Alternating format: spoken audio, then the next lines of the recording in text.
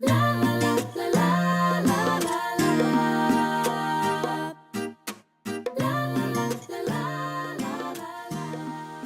and welcome to Elizabeth's Craft Room. Today I'm going to do a project with the Wonderful Wreath individual stamp. Just love that. And I'm going to do some really nice traditional Christmas colours. I'm also going to use the square framelits because I think a square card would be quite nice with this stamp. So I'm going to bring in my Big Shot and my magnetic platform, and I'm really hoping that by the time you're watching this the magnetic platform will be available again. It was only not available because we loved it so much we bought them all, and you can see why, because as you put that down, did you hear that click into place? It just means that you can line these up and put them through and they are not going to move. You don't need to worry about sticking them with post-it notes. Once you've used your magnetic plate with your framelits, you're going to want to do it every single time. So that's just popped out there, and I've got a scalloped one and a square one, and I'm just coming back in again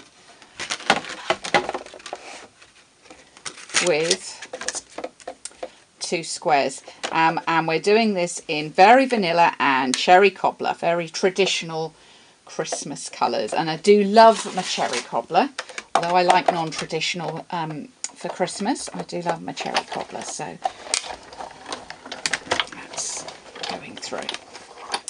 Okay, let's just move the bit.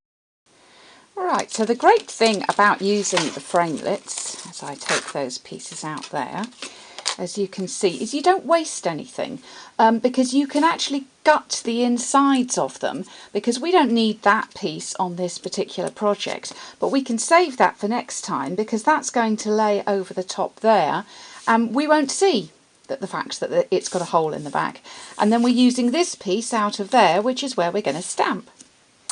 So I'm going to ink this up with garden green, nice strong dark green,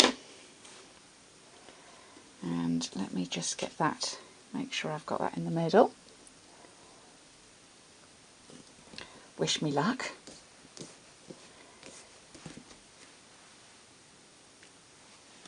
Perfect. There we go. So really, really pretty. But I think I do want to pick out the little berries with a bit of red. So I'm just going to dot over those.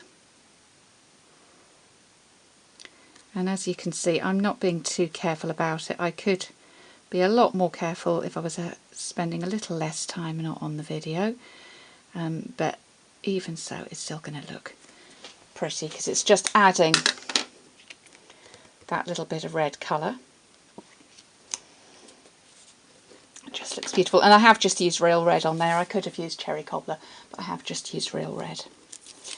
Okay, so my card I'm using today is going to be 11 inches by 5.5, scored at 5.5, and scored not very straight, so I'm just going to fix that. Much happier.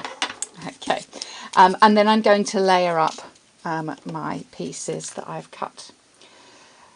When you're gutting like this, it doesn't actually mean, and you don't actually need to be terribly accurate with your frames. Can you see this one? I'm a little bit fatter this side than this side. Doesn't matter, because as you layer them up, you're actually going to cover that edge, so you can then, especially with your Tombow glue, you've got a little bit of wiggle room. You can actually get that and make it look perfect.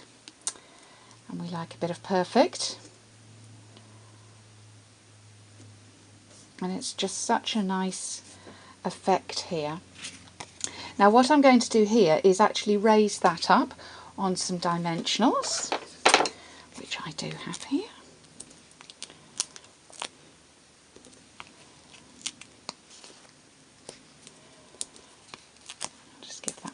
middle as well.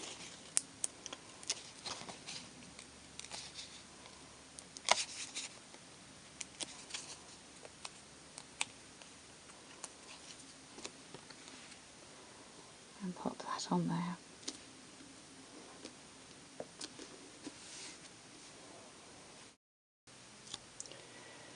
So I filmed that first part of the video the other day, and when I just came to edit it I realised I'd cut off the end and not shown you the finished thing, which was to put a bow on there. So I'm just going to quickly show you that I decided to add a bow with this beautiful ribbon, which is called the it's a cherry cobbler. It's a wide grosgrain, and it's just got a little edge of white down the edge of it, and it's so pretty.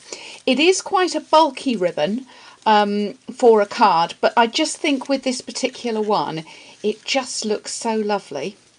So I'll just show you how I tied that bow. So what I did is to tie it, and then really kind of, you need to fiddle with it just a little bit just to get it to lay nice and flat. There we go. So that's how I would have done that, and I put that on with a dimensional, or you could use glue dots. So that is the proper end of my video now. I hope you've enjoyed your visit to Elizabeth's craft room. Come back soon for more.